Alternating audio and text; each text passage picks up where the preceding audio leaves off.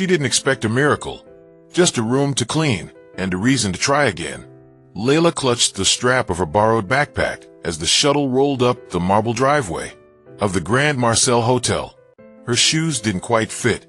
The job letter in her coat pocket was already wrinkled, but she wore her hope like armor, invisible, delicate, but real.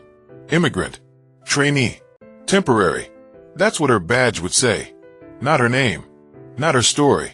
The revolving doors opened for her the same way they did for everyone else. But the silence that followed her in, that was different. The marble floor gleamed like a mirror. She stepped lightly, afraid to leave a mark. Staff passed her in dark suits, pressed uniforms, polished name tags. They didn't greet her. Some didn't even see her. But she saw everything. The concierge with the fake smile, the porter with swollen knuckles, the three women by the elevator, whispering fast, then falling quiet when she approached. Her orientation had been quick. 10 minutes, a checklist, a uniform one size too big. No questions, just rules. You're assigned to floor 3, Wing C supervisor, Ms. Hallie. They handed her a linen cart and a metal key card. And that was it. Her first day had begun. Ms. Hallie didn't look like a villain. She had neatly combed hair, a gray clipboard, and heels that clicked like clockwork. Her voice was low and measured. Her smile shallow, efficient. Follow the checklist. Don't engage with guests. Clean exactly what's assigned. Nothing more. Laila nodded. She always nodded. The first room she cleaned smelled like jasmine and bleach. She folded the towels the way she had been shown. 3 folds, open side facing the guest. Toothbrush packets, shower cap, fresh. Glass, all aligned to the left. She worked with precision. Quietly. Quickly. She didn't want to draw attention. But even on day 1, the air felt strange. Too still. Too watched. By her second day, she had memorized the routine. Breakfast tray off the floor. Bathroom first. Towels next. Then dust, vacuum, check minibar close. Hallie walked by without speaking. But Laila noticed something odd. Her schedule changed. The rooms she was given seemed scattered. She was reassigned twice that day. Once to a higher floor, then back to Wing C. Other trainees kept their floors. She didn't. In the break room, no one looked up when she entered. Conversations stopped. Smiles tightened. She smiled anyway, ate quietly, and left early. Day 3. Something shifted. She finished room 308 5 minutes early and knocked on 309. Housekeeping. No answer. She tapped her keycard. Entered. A man was inside, older, in a wheelchair. His phone lay on the ground just out of reach. He looked at her, unsure, then gestured to it. Laila hesitated, then bent down, picked it up, wiped it on her apron, and handed it to him. "Thank you," he said with a tired smile. She nodded, returned to her cart, and continued down the hall. She never said a word about it, but someone had seen her. The next morning, her locker was open before she touched it. Inside was a folded yellow paper. Violation report, category 2. Unauthorized guest contact. Her throat tightened. She reread the note 3 times.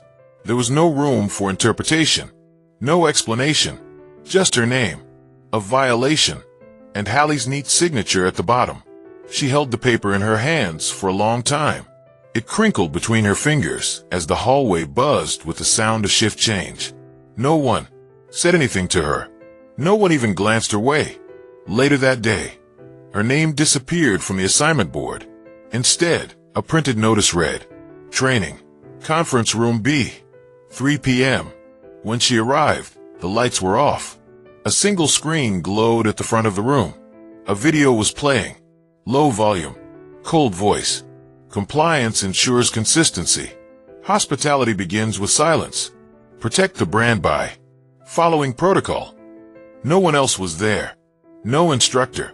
Just Laila and the looped message echoing through the empty room. She sat.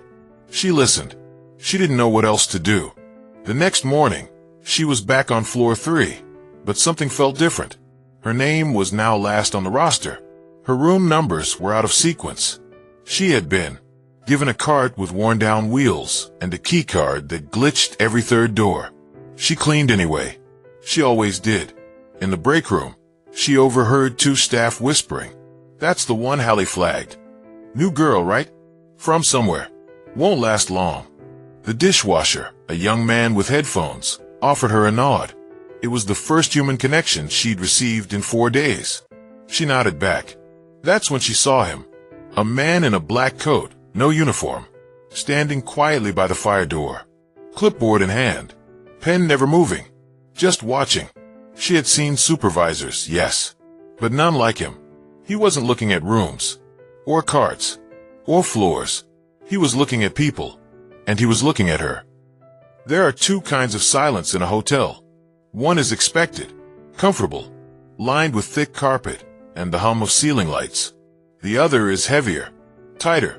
It watches you. That's the one Laila noticed now. Floor 3 had changed. Not visibly, but it had. It was in how the lights seemed dimmer, how the air felt thinner, and how the man with the clipboard was always one step behind her. He didn't speak. He stood at corners, leaned near fire exits, appeared by vending machines that didn't work, and when staff passed him, their backs straightened, their eyes lowered, some even rerouted, entirely. His badge said Leo, compliance. But no one ever said his name aloud. Laila tried not to notice. She focused on her work, but she felt it in the soles of her shoes. The weight of someone watching not to help, but to judge. And yet, it didn't feel cruel. Not like Hallie. It felt curious, intentional, as if he were waiting for something specific, and somehow it had to do with her. That day, Laila returned from her break to find her cart missing. She looked down the hall. Left, right, nothing. She waited, then checked the stairwell, and there it was, wheels locked, towels untouched, parked next to an unmarked black box, bolted to the wall. It was the first time she noticed it. A thin slit on top, dust along the corners, faded metal edges. It looked like a complaint box, but older, forgotten. That evening, in the break room, she finally asked. She didn't mean to, but her voice came out quietly. To the dishwasher. That box near the stairwell. What is it?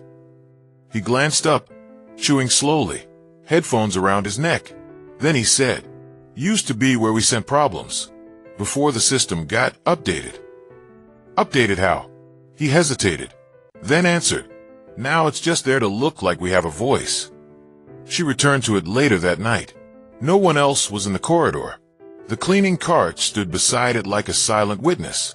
She pulled a napkin from her pocket, wrote only one line. Why is kindness punished here? She folded it, slid it into the slit.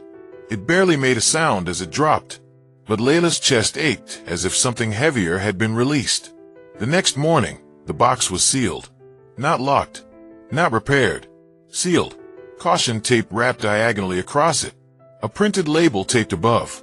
Temporarily disabled. Maintenance requested. No initials. No timestamp. And just below it a faint red smudge, like a thumbprint that had tried to wipe something clean. She said nothing. Not to Hallie. Not to the dishwasher. Not to herself. But her silence was noticed. Hallie approached her that afternoon. Not with words. With a clipboard and a gesture. New assignment, she said. Laila glanced at the paper. Her name. Room 401. Linen detail. Higher floor. Hallie's eyes narrowed. Cold smile. Temporary. Until we reassess your role. Then she walked away, heels tapping like warning bells down the tile. Room 401 was empty. Polished. Smelled like citrus and fresh sheets. But the moment she walked in, she knew something was off. A folder lay on the counter. Unmarked. Thick. Left just enough out of place to be noticed. She wasn't supposed to open it. But she did. Inside, printed memos. Screenshots. Scanned complaint slips. Red stamps across the top. Emotional adjustment monitoring, wing C. One name came up more than once. Hallie. Each page was a thread. Not accusations, but strategy. Pages outlined tactics for shifting employee behavior by reducing praise, increasing rotation, and isolating emotional responses. It wasn't management. It was manipulation, and her name appeared twice. She shoved the file back into place, wiped her fingerprints from the counter, and backed out of the room. In the hallway, her breath caught, because standing at the far end was Leo, clipboard in hand, watching. Again. But this time he nodded, not like a greeting, like confirmation, like yes, you were supposed to see that. Then he turned and walked away. That night, Laila didn't sleep. She kept thinking about the sealed complaint box, the file left out like bait, Leo's quiet presence, and Hallie's eyes, watching every time she passed. What was this place? Was she being tested? Set up? Protected? She didn't know. But something was changing. She felt it. The following morning, her name was off the rotation board completely. No assignment, no floor, no schedule. Instead, she was handed an envelope, sealed, heavy. Inside, a plain security badge. Temporary access. Archives, sublevel B. No explanation. Just a note. You're requested below. 9 a.m. sharp. She stared at it for a long time, then looked up to see Hallie, standing at the edge of the room. Expression blank, but her hand gripped the clipboard tighter than usual. The room smelled like old paper and electricity. It wasn't large, just 2 cabinets, a flickering overhead bulb, and a chair that looked like no one had dared sit in it for months. Laila hesitated by the door, her fingers still on the access badge. Leo, if that was really his name, stood by the file cabinet. No clipboard, no jacket, just a man holding a manila folder like it weighed more than paper should. He looked up at her and said the one thing no one else had said in weeks. Laila. He spoke her name softly, like it wasn't a problem, like it wasn't an inconvenience, like it was hers. He handed her the folder. No explanation, no instruction, and she opened it with shaking hands. Inside were printed documents, staff names, floor numbers, symbols she didn't understand, triangles, red dots, black, slashes next to certain lines. At first, it looked like shift schedules, but the more she flipped, the more wrong it became. Each page detailed behavior patterns, not tasks, not errors, reactions, emotions, employee smiles during public feedback, reassigned to isolate, reported guest interaction, decreased praise window, increased turnover frequency, disrupt sense of belonging. It wasn't management, it was behavioral control, systematic, intentional, cold. And then her name appeared. Page 17. Trainee Laila. Origin external. Language non-native. Emotional profile high risk. Next to it, a red triangle. And beneath that, the most chilling line she'd ever read. Observe for signs of resistance. If empathy continues, initiate corrective sequence. She stared at it, then at him. Leo, or whoever he was. Her lips parted, but she had no words. Only one thought throbbed in her chest. This wasn't a job. It was a trap. Leo took the folder back gently and closed it. Then he finally spoke. I'm not here as corporate, he said. Not officially. Laila stepped back, uncertain. Her voice came out hoarse. Then who are you? He looked at the floor, then at her. I'm the owner. Just that. The hum of the lights. Her breath. Her shock.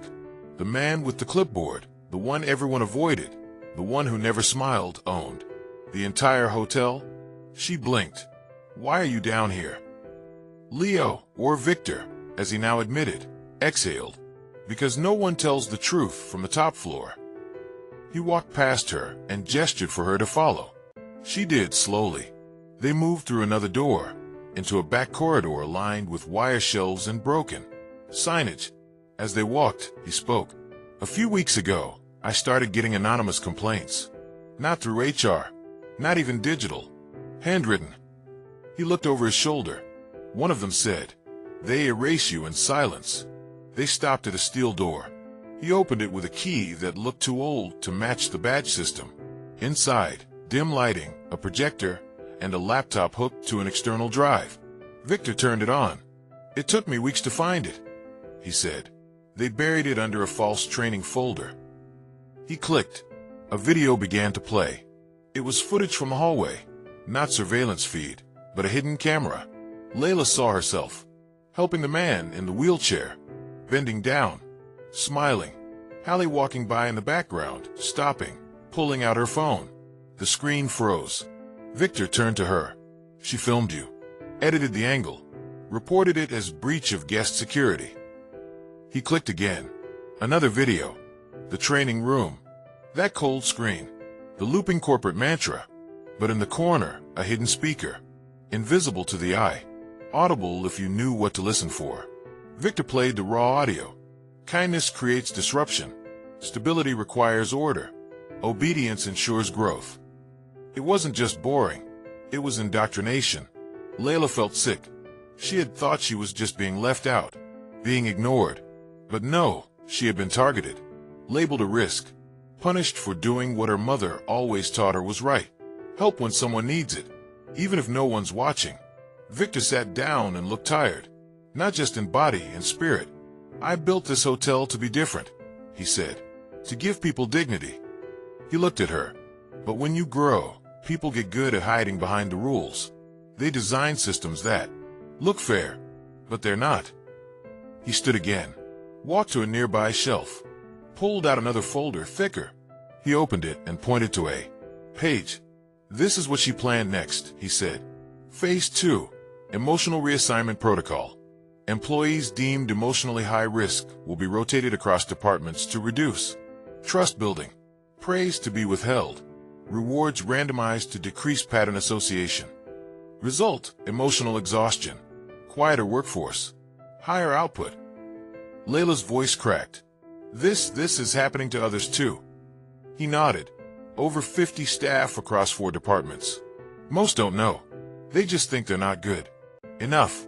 He stepped closer. But you didn't break. She didn't feel brave. She didn't feel strong. She felt broken in 1,000 silent ways. But someone had finally seen it. And now she wasn't alone. Victor looked at his watch. Tomorrow, he said, we gather every department in the ballroom. He closed the laptop. I'm going to show them what's been done. Laila took a breath. A long one. The kind you take when you realize your life is about to be split into before and after. She looked at him and asked, and what do I do? He gave her the folder back, the one with her name, the one that labeled her high risk.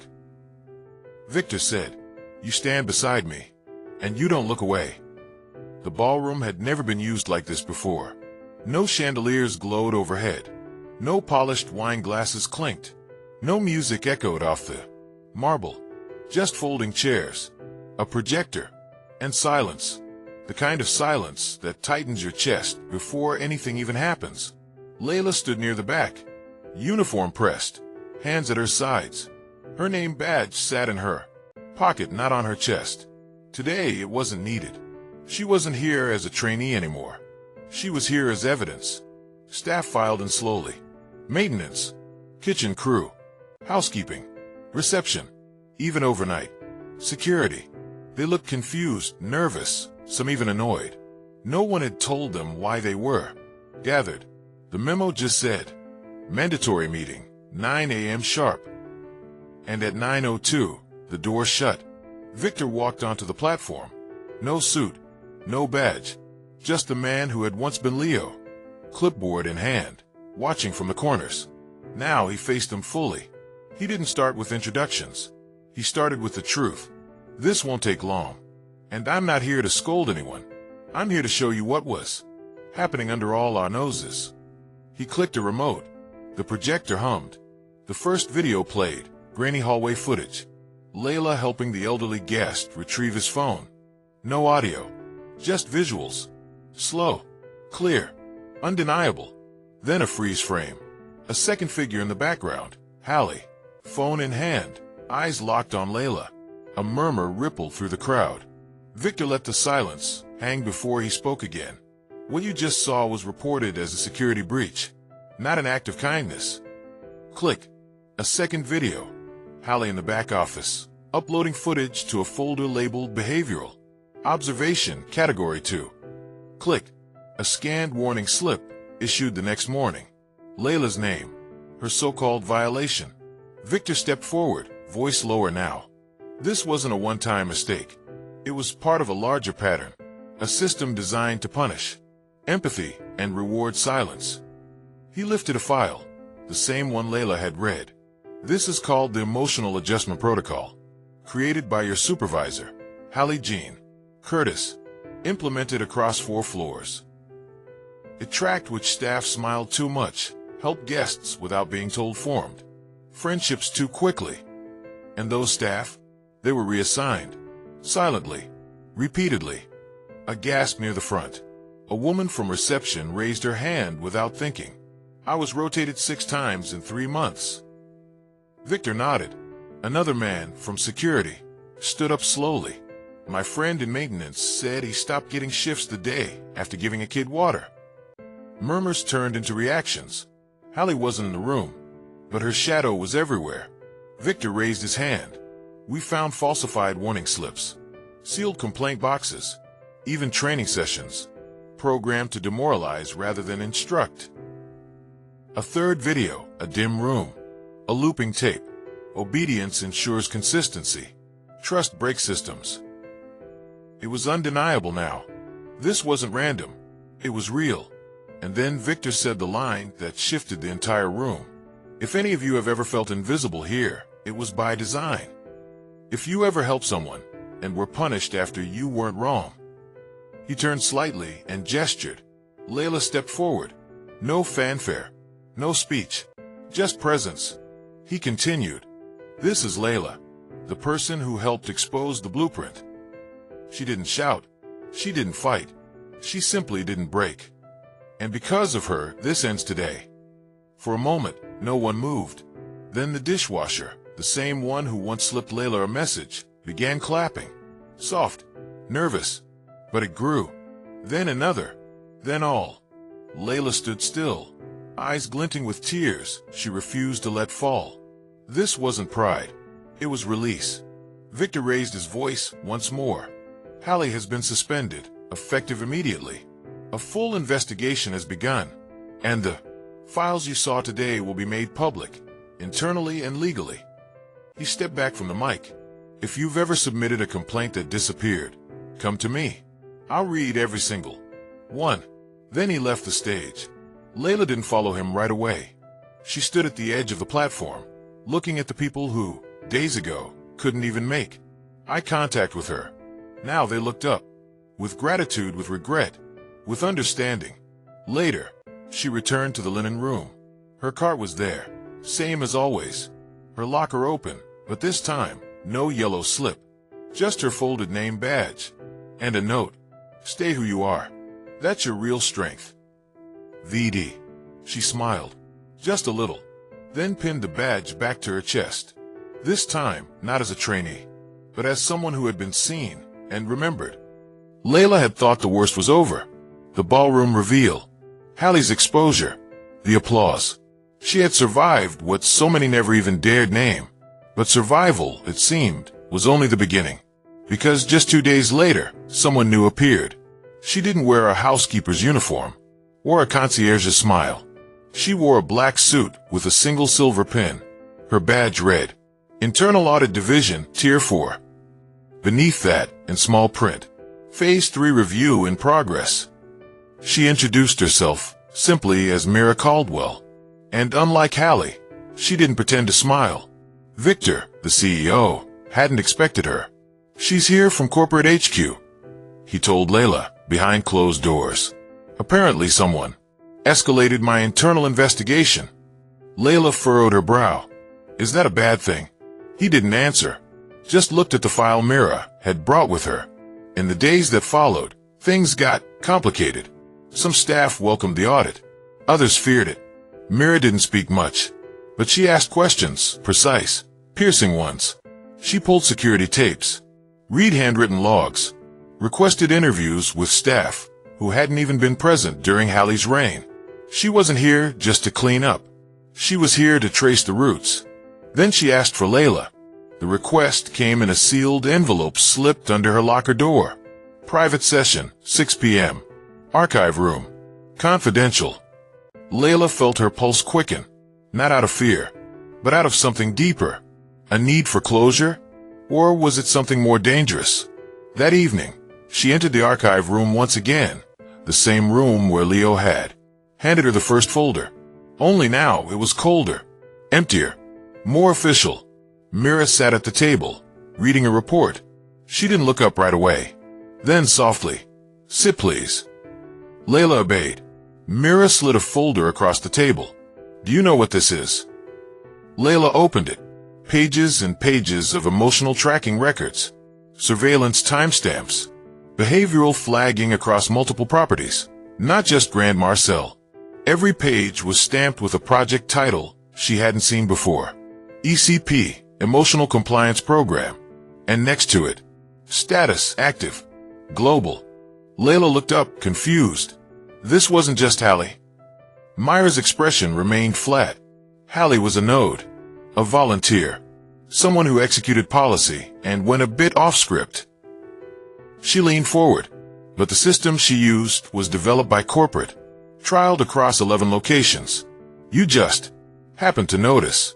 Laila blinked. So we exposed her, but the blueprint still exists. Mira nodded once. Victor exposed a mole, not the foundation. Laila sat back. The air in her lungs felt sharp.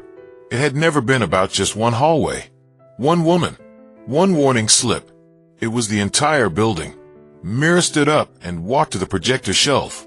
She tapped a file on her tablet and turned the screen to face Laila. "We want to offer you something. We want you to help us dismantle it from the inside." Laila's breath caught. "Me?" Mira nodded. "You're not the first to see the cracks, but you're the first who stayed soft inside them. And people follow stories, not memos." That night, Laila didn't sleep. She paced the small room where she lived, the one she could now afford alone. She stared at the walls, the window, the quiet city outside, and thought about how easy it would be to walk away, to start fresh somewhere else, to never think about any of it again. But then she remembered the silence, the shifting schedules, the sealed complaint box, and the look on Hallie's face the moment the tapes played. The next morning, she walked into Victor's office. He looked up from his desk. "You don't have to stay in this." Laila smiled gently. "I know." She placed the ECP folder on his desk. "But I'm not staying for the uniform, or the name tag. I'm staying because someone out there is still helping a guest, and wondering if it's going to cost them their job." And so she stayed, but not as a trainee, as a voice. Her name was added to a new department, Staff Equity and Emotional Safety. No badge, no hierarchy, just purpose. She spoke quietly, but when she did, people listened. And in time, others began to speak too. The dishwasher, the concierge, even a few supervisors.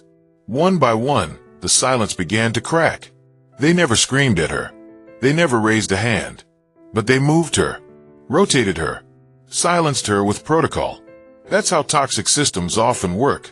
Quiet, controlled, designed not to wake anyone up. But kindness is louder than fear. It echoes in the smallest actions. A towel folded carefully, a note passed in a break room, a phone picked up from the floor. Before you go, here are 5 signs you should never ignore in a toxic work environment. 1. Praise followed by punishment. When you're applauded one day and reassigned the next, it's not feedback, it's control. 2. Rules applied only to certain people. If you're the only one written up for something others do freely, you're being isolated. 3. Kindness reframed as defiance. Helping someone shouldn't make you a liability. 4. Silence becomes the culture. When people whisper or vanish after speaking up, something larger is wrong. 5. Your instincts say something's off, but no one explains it. That's not confusion. That's manipulation.